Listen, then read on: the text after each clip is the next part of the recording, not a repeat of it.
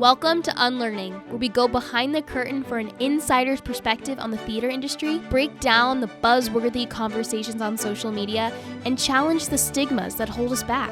I'm Veronica Stern, and together we're unlearning and redefining what it means to thrive in the business. Now, it's time to rewrite the script. Hello, wonderful people of the world, and welcome to the Unlearning podcast. Today, my guest is Anna Zavelson. She is a wonderful and lovely young up-and-coming actress, and I am just so lucky that I got to talk to her today. You might know her from her wonderful, amazing New York debut in Light in the Piazza at City Center, or maybe you caught her as Younger Allie in The Notebook this past fall on Broadway. And most recently, it was announced that she is going to be in the Phantom production Masquerade that is coming back to New York. So that's very exciting. And we talk about all of those things and more, navigating college while also simultaneously having a very budding career in New York City. I was so excited to get to chat with Anna, especially about being a replacement in a show, because we both have done that now, and I think you guys will really enjoy that conversation. But before we get to that, there is one more episode after this, and that is the end of season 1 of Unlearning. I will tell you guys all about what's going to happen after episode 20. But until then, if you haven't watched any of the other episodes and you're curious about them, please go back, watch them, enjoy them. Let me know what you think. And I can't wait to bring you episode number 20. But for now, it's episode 19 with Anna, and I hope that you enjoy. Hey. Anna, welcome to Unlearning. Thank you so much for coming. I'm so excited to chat with you today. I feel like this has been such a long time in the making. True. Yeah. Thank you for helping organize with me. Oh my gosh, of course. So I feel like I want to start with how we met. Yeah. Do you remember? Crazy. Because I'm not going to lie, also, like, okay, so I think I was a senior in high school. Yeah, and think so. I fully, like, this is my memory. I'm, like, sitting in, was it Ripley or was it Pearl? I think it was Pearl. Sitting in Pearl, like, waiting to audition, the most gorgeous woman. Like, you, like, walked up and I was like, oh my God, wait, she's so beautiful. Oh my God. I don't know. That was, like, literally, I don't know why that was, like, the only memory that I have of that. That's so sweet. And I know that we probably interacted a little bit, but, like, we did. I was like, whoa. So it was Anastasia auditions or callbacks or something like that. And I remember I was so nervous, and you came up to me and you said something very sweet. Maybe it was just like, you look really pretty or something. And I was like, that tracks. Oh my God, thank you so much. And we had such a lovely interaction. And I just remember it so vividly. And since all of the amazing, wonderful things that have been happening to you have happened, I always, like, go back to that moment in Pearl when we had that, like, very small interaction. I did not know who you were. You didn't know who I was. And first of all, I was graduated from college at that point. And so the fact that you were, like, a senior in high school is actually amazing, because I think you probably went before me, and I remember hearing you and I was like, oh my God, that girl's really good. Like, I need to like step it up. So the fact that small interaction, like, led us to this moment, blows my mind. Wild. And it's also so lovely to have you, because obviously I've been watching your journey, and I am just so excited for you. So I can't wait to get into all of it today. Congrats on Masquerade. Thank you. I'm very excited for you. I know we can't talk too much about it, but I'm just very, very excited, and I can't wait to see what it's all about. When does that open? Can you say that? They've announced that our first preview date is July 31st. Oh, wow.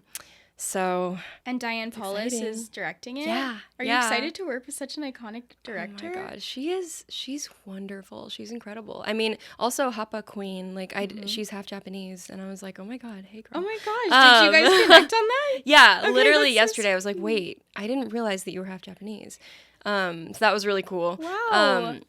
And honestly, it's been so cool, because I'm going on a complete tangent, but there's I guess including Diane, there's 4 half Japanese women in the room because it's me, Riley and Ola, and Satomi, and Wait, Riley's in it? Yeah. Oh my god, she played what's Joanna in right Muni Sweeney Todd. Yeah. Oh my god. No, she is so wonderful. That's I love her wonderful. so much. Yeah. I'm so happy. You guys are like 2 of the sweetest people ever. So I'm really happy you guys are doing that together. No, she's the sweetest. She gave me the perfume that I'm wearing today. She like came up to me and she was like, "Wait, I have this perfume and I never use it, but I think that it would suit you really well. So if you don't want it, you can give it back. Like, Cute. I won't be offended." But I was like, "Oh, that's so sweet."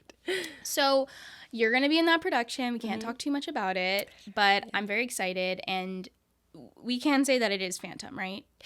Yeah. Okay. I feel like people have probably figured that out by now. So I feel as if you are running the gamut on the beautiful, legit soprano parts at this point. And I don't know what your background is, but when you like got into musical theater, is that what you always dreamed of?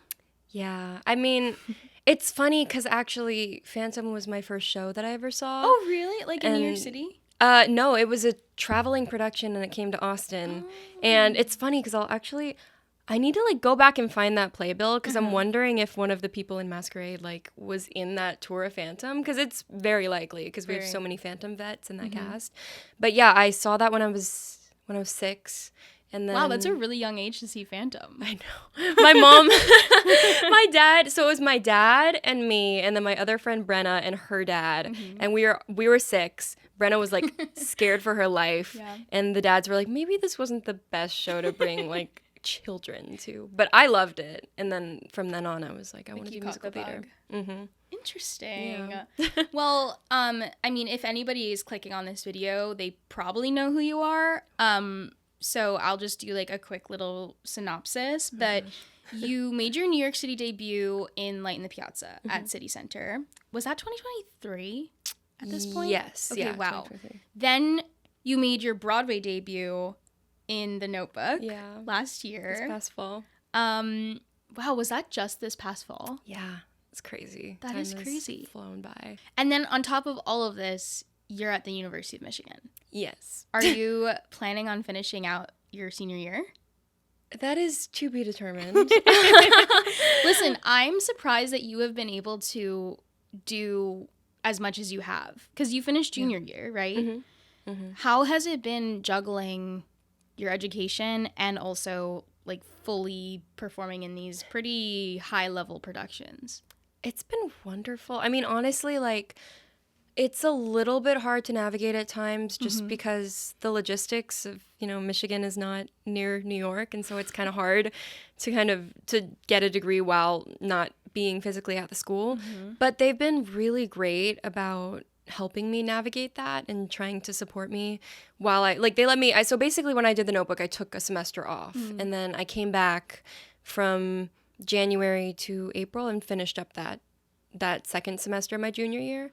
And like there are credits that I still need to complete, but it's but the school has been really good about trying to keep me on track. And I think it's been, I don't know, I honestly like wouldn't have had it any other way because the balance of getting to learn and fail in a safe environment and then also get to go and do 8 shows a week and like figure out how the industry works and what stamina is needed to perform like that's been really, really helpful.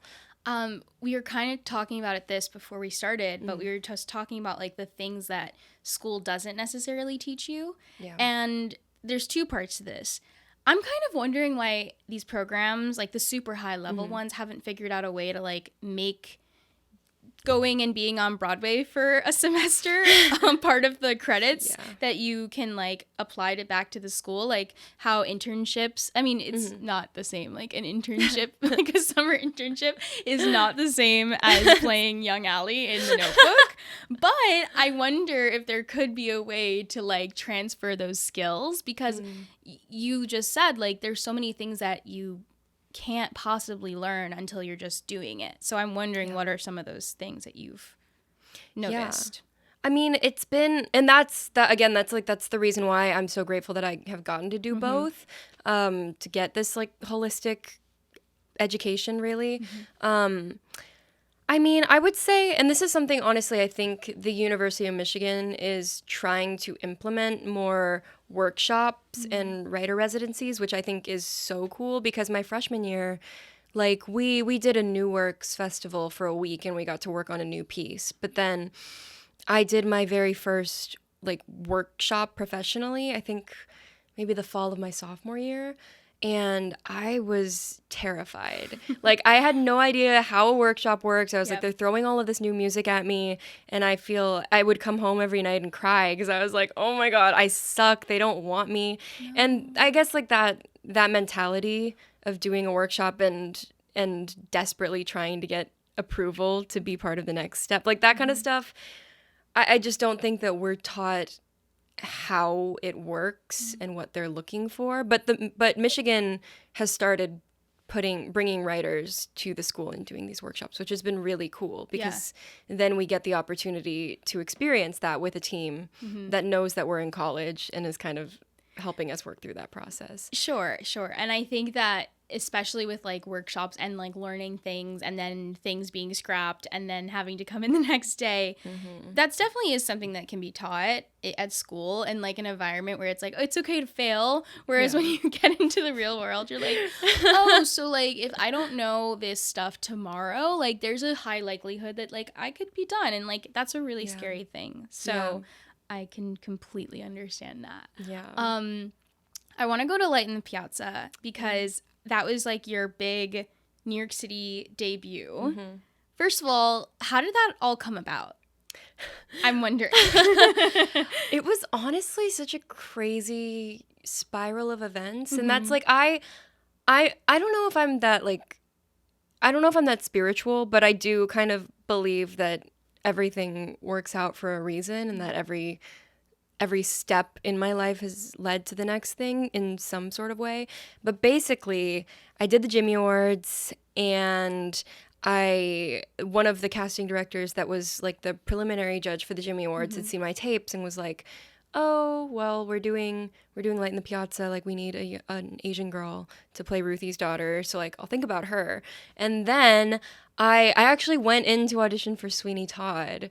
The Broadway production? Yeah, Broadway production. And it was like my freshman year. Wow. And I had done nothing. And I was 18. I don't think I turned 19 yet. But I was like so convinced. I was like, oh yeah, I'm going to be in this show. Don't you just love the confidence that you have when you're like 18 and 19 and just like finishing high school and you're just like, I can do anything. Like literally. The world is my oyster. I'm just going to take it by the neck and just go. And I kind of wish I still had that, honestly. Because I think that was the only way that I got through Piazza too, is that like I was so blind. I was like, oh yeah, this is great. Like reviews, what is that? Yeah. Like I'm just gonna chill and like get through this process. But yeah, so I did the Sweeney Todd auditions, did not get Sweeney Todd, obviously. But and I was devastated. I was like, oh my God, my life is over. Like I'm never gonna get to be on Broadway. And then but then from there they had texted my reps and they were like, hey, would she be available for this period of time? And so I was like, oh yeah, of course, I'll clear my busy schedule. And then somehow I also knew I had a lot of mutuals that I didn't think were involved in any way in Piazza, but they were able to like, you know, when they do like reference calls and they're like, is this person okay to work with? Yep. They were like, yeah, we like her. So like just weirdly everything in my life kind of culminated into that. And then I did one callback and then got it like 2 days later, I think. Were you a child actor? Well, okay, I would like to say that I'm a failed child actor. Like, please elaborate. I guess I kind of started acting when I was, I don't know, like maybe 9 or 10. And I did a Chuck E. Cheese commercial, which I think is probably still, like, I think I made the most money of my career doing that. Really? Yeah, because they ran it on Disney and Nickelodeon for years. And so, like, I would get checks in the mail of residuals. And I still think I get, like, for a while, up until, like, maybe 2 years ago, I would get, like, 7 cents in the mail. And I was like, wow, great. But I did that.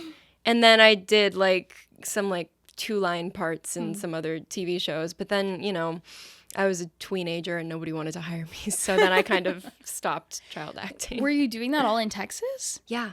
Wow. Because Austin is honestly, I think it was a hot spot for film and TV because there's just a lot of space in Texas to have studios. But then I think it shifted to, like Atlanta and other areas. Right. And I think they're starting to shift back to Texas. So I don't know. Child actors can get on that. Child actors head to Texas. So one of the questions I wanted to ask you is, I feel like you are coming up in this age where like every single thing that you do performance-wise is on the internet. I know a little bit about you, obviously, but I just typed your name yesterday into like TikTok, and your Piazza press day videos are out there. Some bootlegs of the Notebook are out there.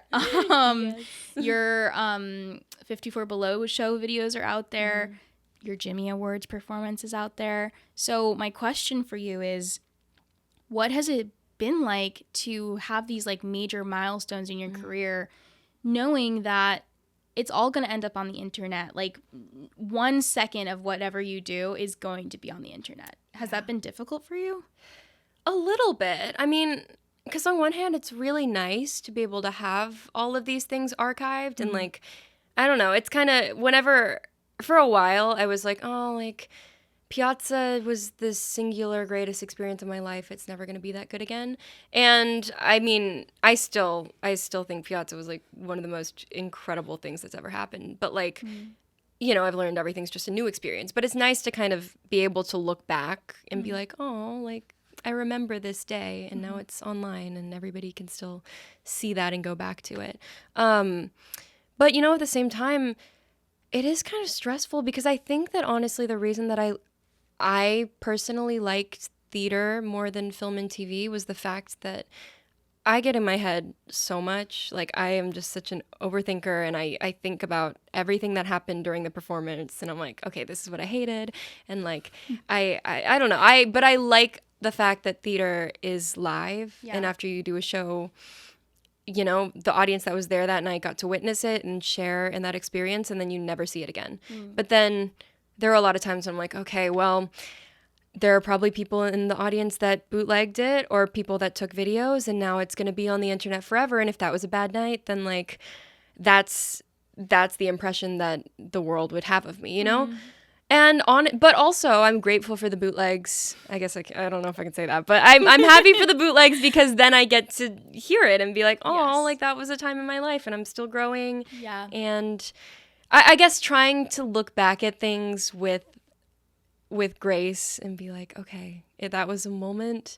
I was 19, I was 20, like that's where I was, and now I'm growing. I don't know. There's It's a double-edged sword. Yeah, it's a double-edged sword. And I think specifically with like, we'll call them slime tutorials. With the slime tutorials, when you're in it as an actor, you're like, I see a phone in the audience and you're like, what is that? What's happening? Like it just takes you out of it. You get upset. At least I got upset.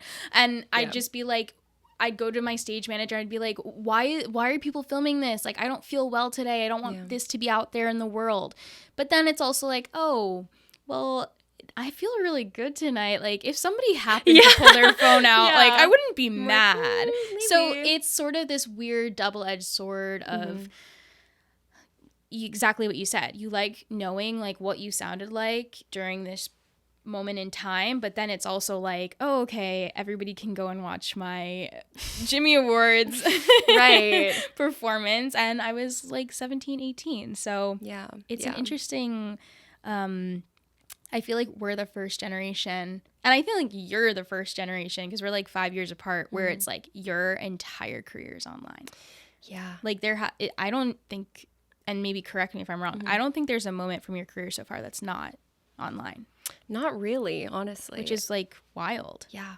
It is kind of wild. But I do kind of appreciate it because I think that a lot of the reason why, like, I know that Piazza, like the only reason, I mean, not the only reason, but like it somehow those videos like hit the right place in the algorithm, and like the timing somehow was right, and we just got really lucky that people saw those rehearsal videos and were like, I'm gonna come see the show, and then it ended up selling out, because honestly we weren't expecting it to become Really? like, well, because we're like, oh, it's like in the Piazza, like people like that show, but I feel like people like, I felt like, oh, it's just kind of like an underground, like people are excited, but like people weren't like freaking out at the casting, and people weren't like, oh my God, this is the show of the summer. Oh, and then I was like, this is amazing. I can't wait. This girl sounds amazing. Oh my God, wait, I know that girl from my Anastasia audition. This is crazy. First of all, I do want to say one thing about Light in the Piazza. You were literally superb in it, and I was so mad that it didn't go anywhere after that. Listen, there's still time, but I mean, it was just like, your voice is just so lovely and so perfect for that role. And that's all I have to say about that. I don't want to dote on you too much. No, you're so sweet. But it was so good, Anna. And like, I remember I was sitting in like the, you know, not the balcony, but like the mezzanine, and like there's that really horrible overhang at at City Center that I literally hate with so much. But you just like had me on the edge of my seat, and the fact that was like basically your New York debut, right? Yeah. Technically, Jimmy Awards don't count. Sorry to the Jimmy Awards. Sorry, Jimmy's. But the fact that was your like debut, and you said it yourself just now, like you had a confidence that I don't think you can have unless you're, how old are you, 19, 20? Now I'm 21, but then I was 19. So I was just... It's just this confidence that you can only have when you're 19. So kudos to the casting, because they did they their knew what big they one. were doing. They really did their big one. Yeah. What was your favorite part of Piazza? If you can dwindle it down to just one part. Gosh. I mean, I think my favorite part of everything that I've done so far has been the people. Like, I've been really, really fortunate that every cast has just been so wonderful. And so specifically from Piazza, like Ruthie, Shireen, Andrea. Like Andrea Burns, I will sing that woman's praises for forever. She's been my like New York mother. So then it was like, it was so lucky that I got to do the Notebook with her again, and like yeah, that was probably my favorite part of Piazza. I was literally just about to say that's the perfect segue into the Notebook. When you got the call that you were gonna get to play, it was Younger Allie, right? Yeah. Was the role? Yeah, Younger Allie. What was your first thought? Oh my gosh. Well, I will say I was once again, like I don't know, my brain was just functioning in a strange way, because when I choose to do something, I like commit to it. And I had already been cast in Kennedy Center Spelling Bee. And so I was like, okay, well, that's what I'm doing with my fall. And like, this is how my life is going to go. Like, these are the people that I'm going to be with. And then my agent called me and was like, do you want to do the Notebook on Broadway?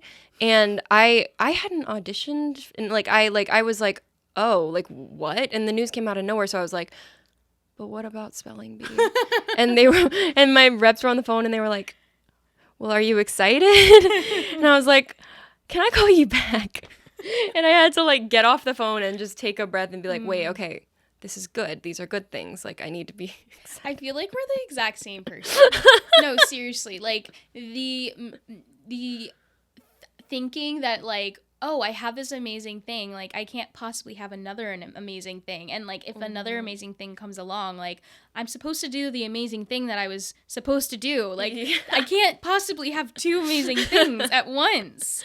So you were like, let me call you back, and then did you call them? I mean, I'm assuming you called them back. I called them back after like 2 minutes, because I was like, oh my God, am I like, what is going on with me? Like, yes, of course, that's so exciting. Like, thank you for telling me this news. Let's work it out. Yeah. But I just think my first instinct was to be like, what? I don't really. My brain was like overloaded with information. Had you seen the show before that happened? Yeah, which is actually crazy, because I think I saw the show maybe like February, March, like right when it was like opening or starting previews, because I saw it for Andrea, and we saw the show. My mom and I both cried, and Andrea, I remember like we visited her backstage, and she gave me like a little piece of the pie that they use on stage. Is it real? Oh yeah, it's real. It's like apple pie every night. I've never tried it. but I'm sure it was lovely. I don't know, ask Joy or Aisha, because they ate it every night. But yeah, and so I was like, wow, what a lovely show. I got to see Andrea, like it was magical. And then fast forward a few months and I got to do it with her, which is crazy. What was the thing that you were most nervous about, if you had anything that you were most nervous about? For Notebook, I mean, I guess it was more just like I had never replaced a role. Well, also I never created a role, so I guess there's that. But like, I feel like with Piazza, like that was your stamp on that. Yeah. Piazza was just like an individual experience because we also did it in 10 days. So it was like there wasn't really room. That's also, I was grateful because one, I was 19, so I wasn't second guessing myself, but there wasn't time. Yeah. Because we were just like slapping the show together and they were like, just get up on stage, do something, like it's fine. And so nobody ever gave me notes. And so I was like, oh great, I'm killing it. Yeah. Just because there wasn't time. Sure. But Notebook, I was like, okay, we have 2 weeks to learn this show and step into these iconic roles because Jordan and John already had been doing it for so long and people like loved them, for rightly so, because they both were so unique and individual. And I was just scared because I was like, oh, like, what if people hate me? Sure. Like, I don't know. And also I do think that in my career since Piazza, I'm very grateful for Piazza and I never want anything I say to undermine that statement. But like, that was just such a fortuitous, like it just, that role and where that sits in my voice and what that character is, like it just felt really natural. And like I felt like I got that. And so for that to be my first show was, I'm so grateful for it. But ever since then, I'm like, oh God, I don't know if I can live up to the hype. Like I'm just scared that people are going to see the Notebook and be like, maybe she wasn't as good as we thought she was, you know? Well, so yes. that was probably one of my main insecurities. I want to talk about being a replacement because I also was a replacement for Anastasia. And it's something that people don't talk about a lot, but I feel like being a replacement is honestly the more common way in for a lot of people in this industry. And I'm wondering for you sort of alluded to it, but did you find being a replacement kind of trumped learning the role almost? Like just the difficulty of knowing that you're stepping into the role of somebody and literally just the shoes of somebody else who has been there for, well, in your case, I guess she had been doing it for like almost 3 years, right? Yeah, because they did Notebook out of town. Yeah, in Chicago. Yeah. So just the pressure of like, and I'm wondering, okay, let me get my mind right. There's no pressure from any like noises outside. It's almost like this internal pressure of like, well, everybody in this company is used to one thing. Yes. And the way that person walks off the stage, everybody's used to that. Yeah. So I'm obviously going to walk slightly differently. Were you nervous about that? And I'm wondering like how that transition was for you. Yeah. I mean, honestly, it was, once again, I just think I've been so lucky to have these great experiences. And I think that Michael Greif and Shelley, like, they both made it very clear that whatever Benji and I, because also I got really lucky that Benji and I were put in at the same time. Yes. And like all of our stuff is together. So we just spent 2 weeks like only with each other in a space at Ripley Greer. And they made it very clear, like, we want your take on Allie and Noah to just be your own. Like, do not, like, watch the other cast and figure out the blocking, but like, do your own thing, and whatever you guys want to do is what we're going to work with. So that was really lucky that we didn't have that pressure of like, you need to do exactly what they've done and you need to kind of do an impersonation of them, you know? And I would love to know what it was like for Anastasia and like how long you guys had to put the pieces together. Same thing with you. Like it was 2 weeks, and I also got lucky because it was almost basically like the year 2 cast, which was nice. Yeah, because I felt like you guys had like that announcement. Like it felt like a new like turning over. It was, and I think that the pressure that I was feeling was genuinely this weird thing that I put on myself. Yeah. It was just like, well, everybody loves Anastasia, and I guess I have to do it like every person that's done it before me. And then one day in rehearsal, I was like crying because I was like so stressed out. And then the director was just like, hey, like, you don't have to do it like the other people, right? And I was like, oh, yeah, of course. Like, this is this like weird thing that I've like put on myself because nobody tells you how to be a replacement. For Notebook, I was also lucky because that show, like, there isn't a lead. Like, I think that we all pretty much shared an equal amount of weight. And so I didn't feel the pressure. Like, I just can't imagine feeling like your very first thing, you're like leading this giant show and like trying to keep it in your brain that you don't have to be like the other people. But I'm sure, like, I can't even imagine the pressure of being like, this is my show. Like, I need to. Well, it's sort of like what you were saying. I wasn't 19, but I was like fresh out of school. And I just had this confidence of like, well, I mean, I went to school for this. So like, I know what I'm doing. Yeah. The only thing that I haven't done yet is the 8 shows a week. And like everything else, like I have the tools. I know what I'm going to do. I know how to do it. And of course I didn't know how to tour. So like that was a whole nother layer of like added craziness that I don't know, maybe one day you'll find out. Okay, so what was your favorite part doing the Notebook? Oh gosh. I mean, it was such a short, quick run. Yeah, it was 10 weeks, I think. Yeah. And it was the most perfect 10 weeks because it was also like we started in October, so we did rehearsals in September, started in October, went through December. So it was like the fall, like New York fall, and then Christmas, and then I got out of here before it got really cold. But you went to Michigan. You went back to Michigan. Yeah.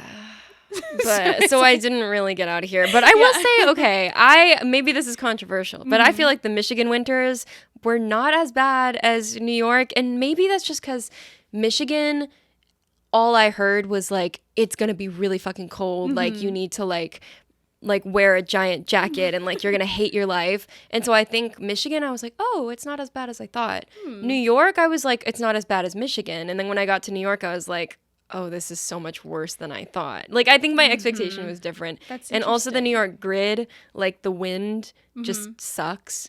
I feel like Michigan, at least the wind isn't that bad and we get like pretty snow. So, yeah, that's actually a really good point. Like, at least it may be cold, but at least it's pretty. Yeah, at least it's pretty. Here it's like cold and it's ugly. So it's just like, ugh. Yeah, like the gray snow sludge on the streets was not my favorite whenever I came back here. But yeah, the weather and getting to be on Broadway and getting to make these wonderful new friends, like that was another really special cast. So I feel very grateful. So I have a question that I ask everybody that comes on the podcast. Okay. And it is, what does success look like to you now?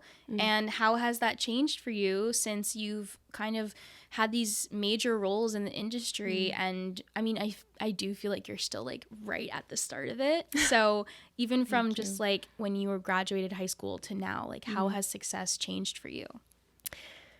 I mean, I think that, and this, again, I think that this is something that is hard to teach in school and hard to understand until you've experienced it. But I feel like I used to, like most people, I feel like I used to measure success by like, I'm going to do all these Broadway shows and I'm going to be in this before I'm 25. Like, I'm going to win awards and like go and do all this and like big dreams and whatever. But I also think that idea of success led me to like create this comparison in my head so easily and start freaking out about like, well, what if I don't do this by this time that I said that I would? What if other people are finding more success? And like, how am I would measure my success by other people. And I think that was very unhealthy.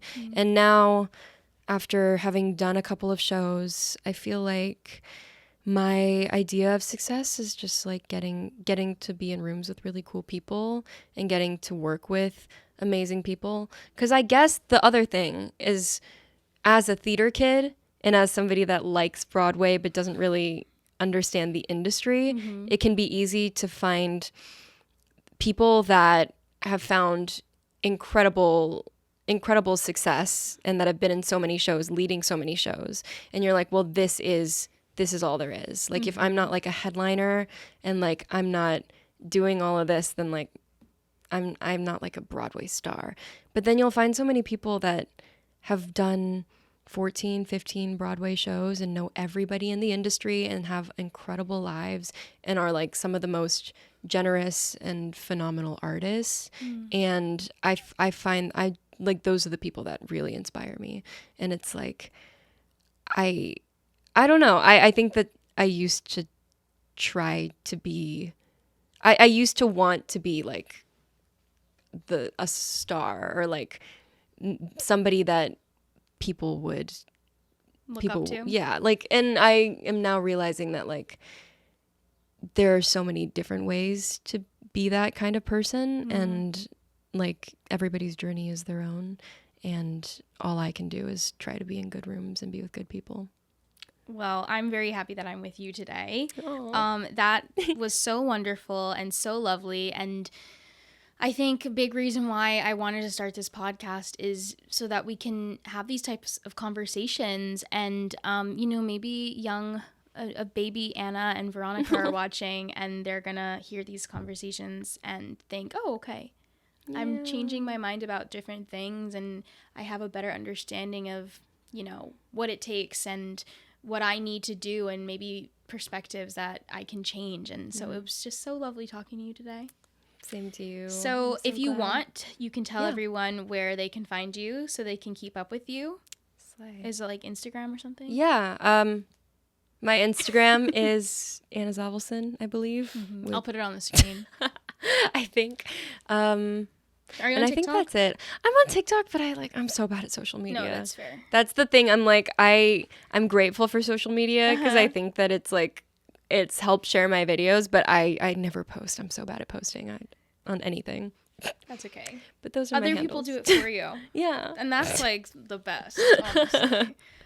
Thank you so much, Anna, for being on Unlearning. It means so much to me. Yay. Oh my gosh. We will see you guys next time. Bye. Thank you so much for listening to my conversation with Anna. I hope that you enjoyed it as much as I did. Please be sure to follow me on social media at Veronica Stern on Instagram and at ThatMixedChickNYC on TikTok. I will see you all next time.